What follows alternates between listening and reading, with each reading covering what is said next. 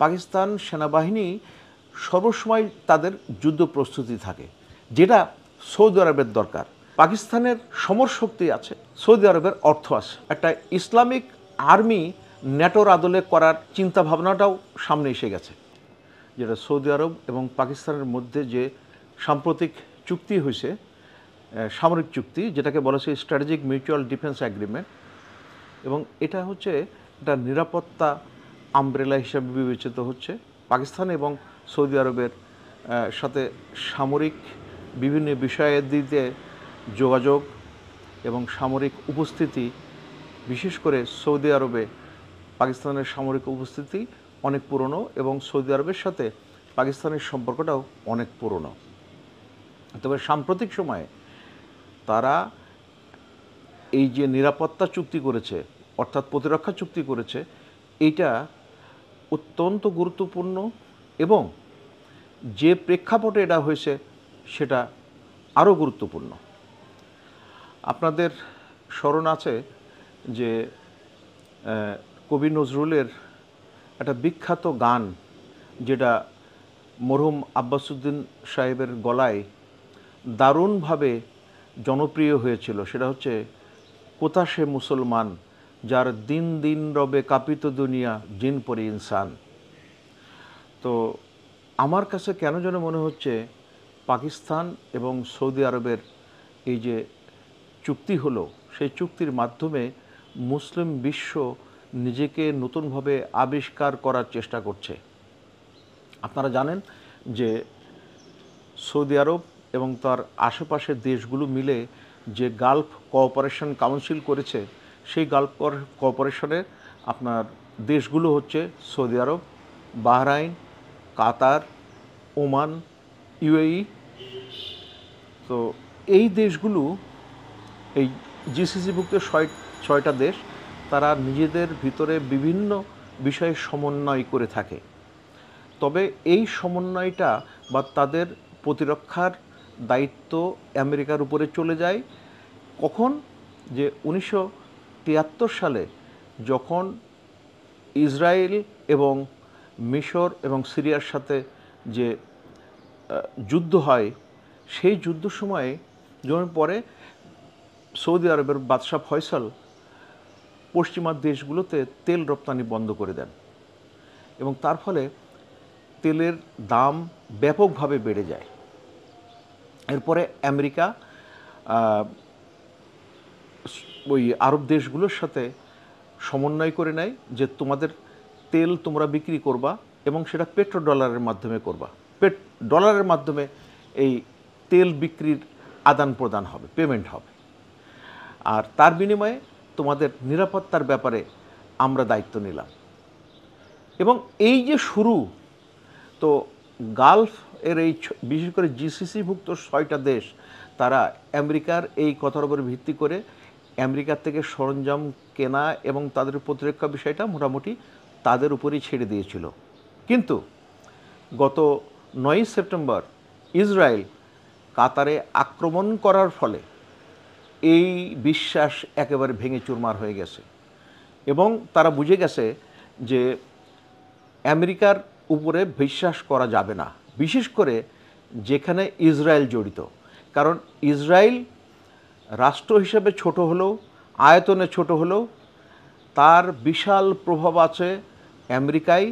আমেরিকাকে প্রেসিডেন্ট বা কংগ্রেসম্যান বা সিনেট নির্বাচিত হবেন, তাদের নির্বাচিত হওয়াটা নির্ভর করে বেশিরভাগ সময়ই এই জুইস লবির প্রভাব বা তারা কাকে সমর্থন করছে তার উপরে। এছাড়া ইংল্যান্ডের মানে ব্রিটেনে তাদের প্রভাব আছে।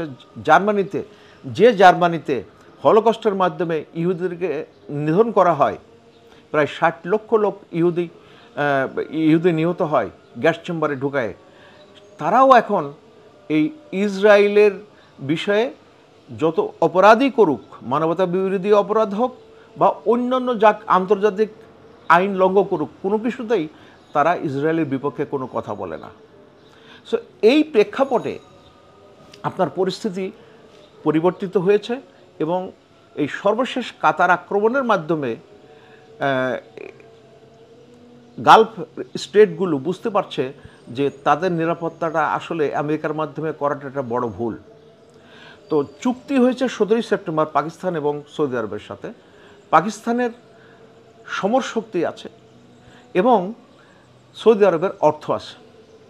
অ্যান্ড বর্তমানে অন্যান্য গালফ কোঅপারেশন কাউন্সিলের যে 6টা দেশ সৌদি আরব বাদ দিয়ে, তারাও মোটামুটি এই পাকিস্তানের সাথে এই ধরনের বা অন্যান্য শক্তিশালী মুসলিম রাষ্ট্রগুলোর সাথে সমন্বয়ে একটা ইসলামিক আর্মি ন্যাটোর আদলে করার চিন্তা ভাবনাটাও সামনে এসে গেছে।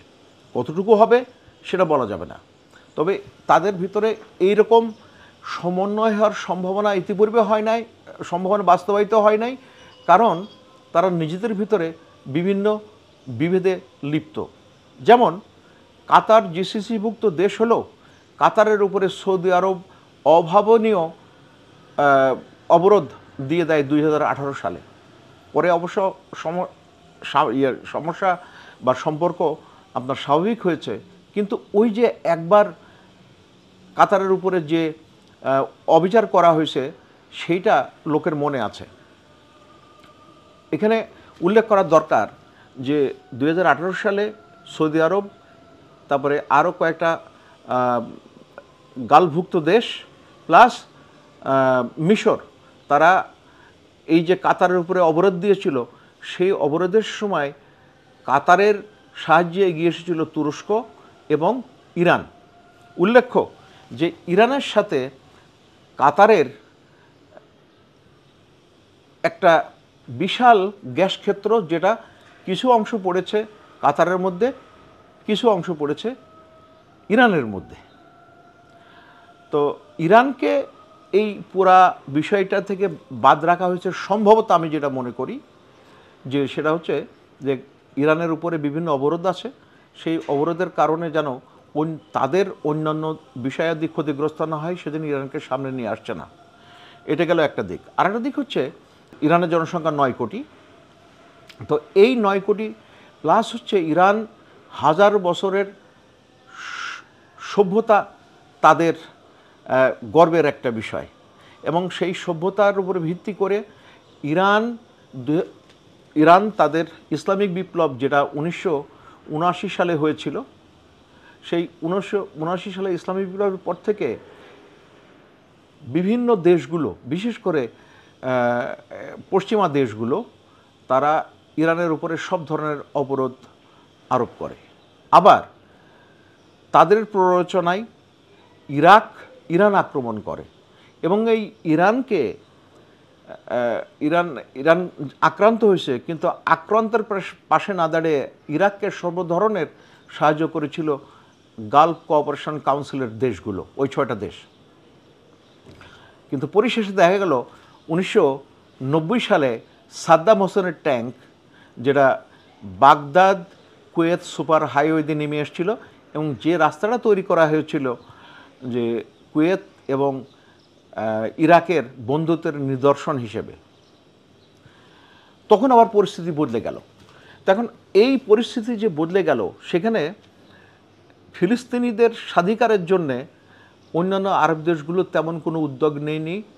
তারা মুখে অনেক কথা বলে, কিন্তু বাস্তবে ফিলিস্তিনিদের পাশে দাঁড়ানোর জন্য কোনো পদক্ষেপ নেয় নাই। সাদ্দাম ফিলিস্তিনিদের পক্ষে কুয়েত দখল করার পরে উদ্যোগ নেয় এবং বিভিন্ন ধরনের কথা বলে। তো তখন ফিলিস্তিনিরা উজ্জীবিত হয়ে ওই ইরাককে সমর্থন করে, এবং এর ফলে ওই জিসিসিতে যে সমস্ত ফিলিস্তিনিরা কর্মরত ছিল তাদেরকে বহিষ্কার করা হয়। উল্লেখ্য যে আরব দেশগুলোর প্রাকৃতিক সম্পদ আছে, কিন্তু মানব সম্পদ ওইভাবে গড়ে ওঠেনি। সুতরাং তাদের এই যে বিভিন্ন ধরনের সমরাস্ত্র কিনেছে, কিন্তু সমরাস্ত্রগুলো চালনা এবং যুদ্ধক্ষেত্রে দেশকে রক্ষা করার মতো মানুষের সংখ্যা তেমন নেই।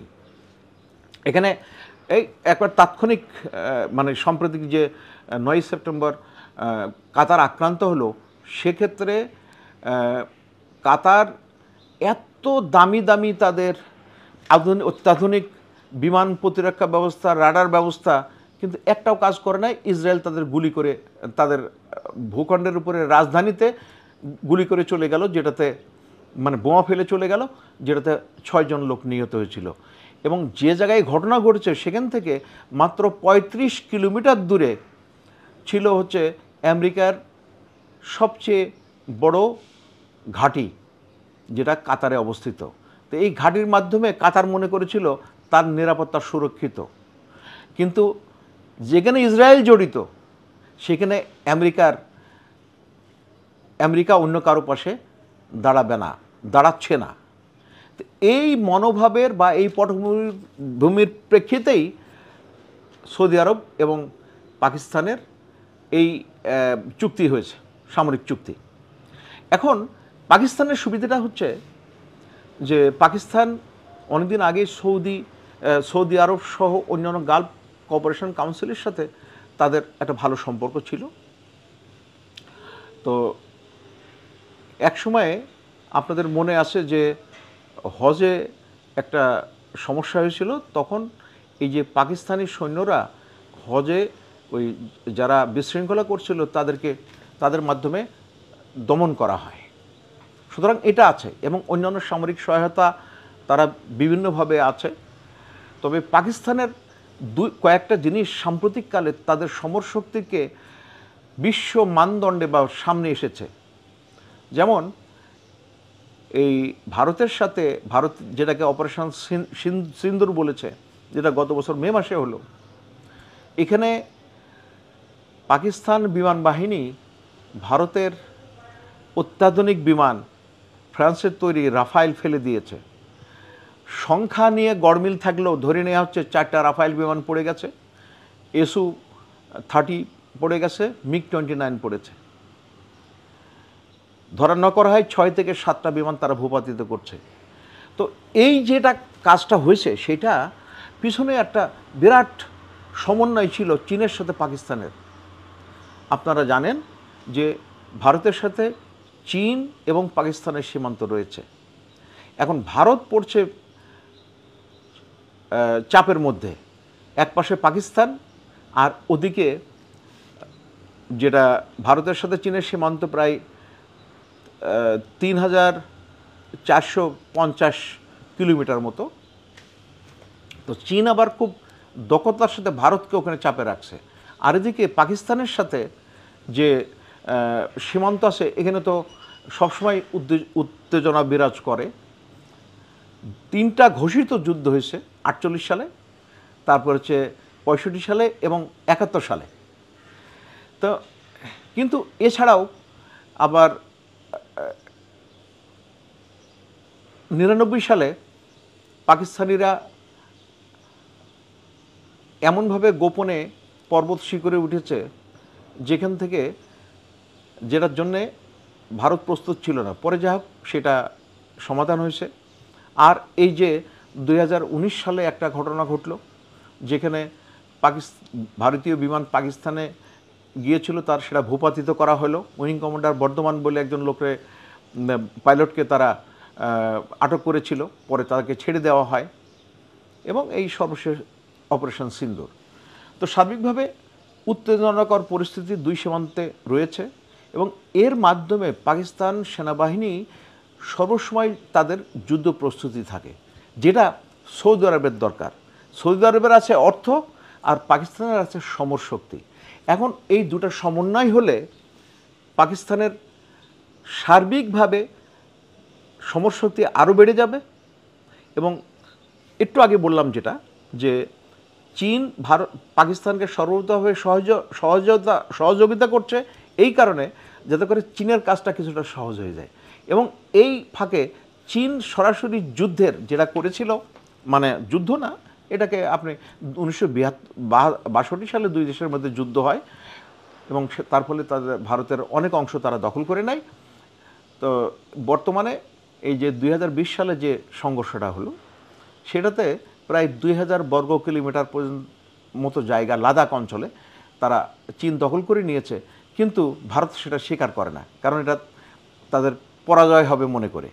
এখন ঘটনা হচ্ছে যে এই মোদি সরকার, মূলত হিন্দুত্ববাদী সরকার, তারা উগ্র হিন্দু হিন্দু জাতীয়তাবাদে বিশ্বাস করে। এই সমস্তগুলো করে ভারতের যে আগের অবস্থান ছিল সেই অবস্থানটা দারুণভাবে প্রশ্নবিদ্ধ হয়েছে। তো এই সার্বিকভাবে এই যে চীনের কথা বললাম, ভারতের কথা বললাম, তারপরে পাকিস্তানের কথা বললাম, আবার এদিকে উপসাগরের গালফ উপসাগরের কথা বললাম, যেখানে 6টা উপসাগরীয় দেশ আছে। এর পাশে একটা বড় মুসলিম দেশ আছে, সেটা হচ্ছে মিশর। মিশরও তাদের অস্ত্র ভাণ্ডার ডাইভার্সিফাই করছে। চীনের বিমান প্রতিরক্ষা ব্যবস্থা এবং অন্যান্য সরঞ্জামাদি বিমানও তারা কিনছে, তারাও নিজেদেরকে সজ্জিত করছে। 1973 সালে আরব ইসরায়েল যুদ্ধের পর থেকে এই মিশর তৎকালীন সোভিয়েত ইউনিয়নের থেকে যে সমস্ত অস্ত্রপাতি কিন্তু সেখান থেকে সরিয়ে এসে তারা আমেরিকা তথা পশ্চিমা অস্ত্র ভাণ্ডার সমৃদ্ধ করার চেষ্টা করেছে। কিন্তু যেহেতু ইসরায়েলের সাথে মিশরের দ্বন্দ্ব, প্রতিপক্ষ যেখানে ইসরায়েল, সেখানে আমেরিকা কোনোভাবেই তাদেরকে প্রত্যক্ষ সহযোগিতা করবে না প্রয়োজনের সময়। আরেকটা জিনিস হচ্ছে আপনাকে খেয়াল করতে হবে যে এই যে অস্ত্রশস্ত্র উপসাগরীয় দেশ বা অন্যান্য আরব দেশগুলো যে কিনছে, সেই অস্ত্রের একটা দাম, আর তার সাথে এই যে মেনটেন্যান্স অর্থাৎ রক্ষণাবেক্ষণ, সফটওয়্যার আপডেট, এগুলো সব সরবরাহকারী দেশের সাথে থাকে। কাজেই তারা কোনোভাবেই ইসরায়েলের থেকে উন্নত কোনো অস্ত্র অন্যদেরকে সরবরাহ করবে না, আমেরিকা সরবরাহ করবে না, বা পশ্চিমা দেশগুলো সরবরাহ করবে না। আর করলেও মানে লাটাই তাদের কাছে ধরে রাখবে, যেন কোনোভাবেই ইসরায়েলের থেকে অন্যান্য দেশগুলো অধিক শক্তিশালী না হয়। এটা হচ্ছে তাদের একটা লক্ষ্য। দেখেন, সৌদি আরবের লোক হচ্ছে 3.5 কোটির মতো। তো 3.5 কোটির মধ্যে প্রায় 25 বছরের কম জনশক্তি, একটা বিশাল জনশক্তি। তারা যুদ্ধে যাওয়ার জন্য ওইভাবে প্রস্তুতি তাদের নেই।